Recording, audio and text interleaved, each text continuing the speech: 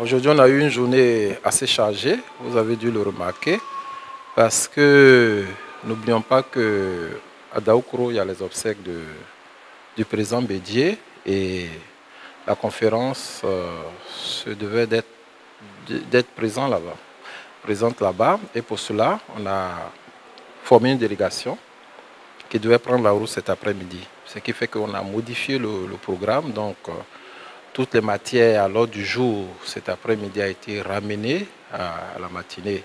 C'est pourquoi nous avons travaillé jusqu'à 15h30 par là. Alors, quels sont les points à aborder? D'abord, c'est au niveau des nominations. Nous avons constaté qu'il y a plusieurs secrétaires exécutifs et des aumôniers qui étaient en fin de mandat. Et pour certains, pour d'autres, il faut renouveler un mandat. Donc on a penché sur ce point-là. Donc il y a eu de nouvelles nominations, de renouvellement de mandats et des réaménagements par endroit.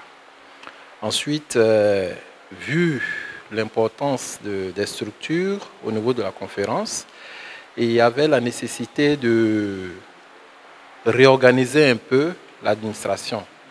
Donc nous nous sommes penchés sur l'organigramme pour essayer de manière schématique d'avoir une visibilité de cet organigramme-là. Nous avons fait des propositions et des discussions sur ce point-là. L'organigramme a été adopté par la conférence. Il y a maintenant les tests pour rendre plus expressif le fonctionnement de l'organigramme. Mais ça, c'est un travail à faire dans les mois à venir. À côté de l'organigramme, il fallait revoir les fiches de poste de certains responsables ou collaborateurs.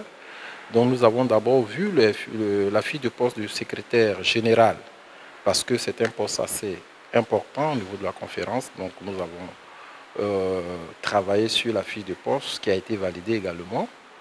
À côté de la fiche de poste, il y avait le contrat. Parce que, donc, on a vu les thèmes du contrat en parcourant les registres du contrat, d'abord pour le secrétaire général, et puis ensuite pour le chef comptable. Ça a été aussi validé. Nous avons travaillé également sur les commissions épiscopales en déterminant des thèmes de référence pour aider chaque président de commission à donner un contenu d'abord à sa fonction et puis ensuite déterminer les thèmes de collaboration et les directives pour les secrétaires exécutifs. Donc ce travail aussi a été validé. Et puis après ça, bon, il a été question des résolutions. Donc il fallait passer en revue les 50 résolutions pour les finaliser et les adopter. Ce travail aussi a été également fait. Après les résolutions, il y a le communiqué final. Et donc on a échangé sur le communiqué final. Et puis bon, le secrétaire général actuel arrive en fin de mandat. Donc c'était aussi l'occasion pour la conférence d'écouter le bilan de ces différentes années. Je pense qu'il a fait un mandat de 3 ans renouvelé 3 fois. Il avait déjà fait 4 ans au niveau de la Caritas et il est venu faire 9 ans pratiquement au niveau du secrétariat général. Donc ça lui fait 13 ans de service. C'était l'occasion de lui exprimer notre gratitude, notre reconnaissance. Donc nous avons échangé avec lui, il a lu son rapport, il nous a fait des propositions. Nous avons échangé avec lui et puis bon, on a exprimé toute la reconnaissance.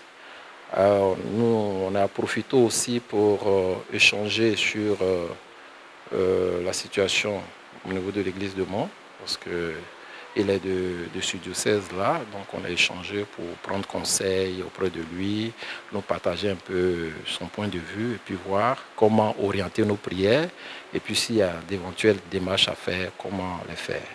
Donc en gros, voici de manière très résumée les différents points qui ont été abordés.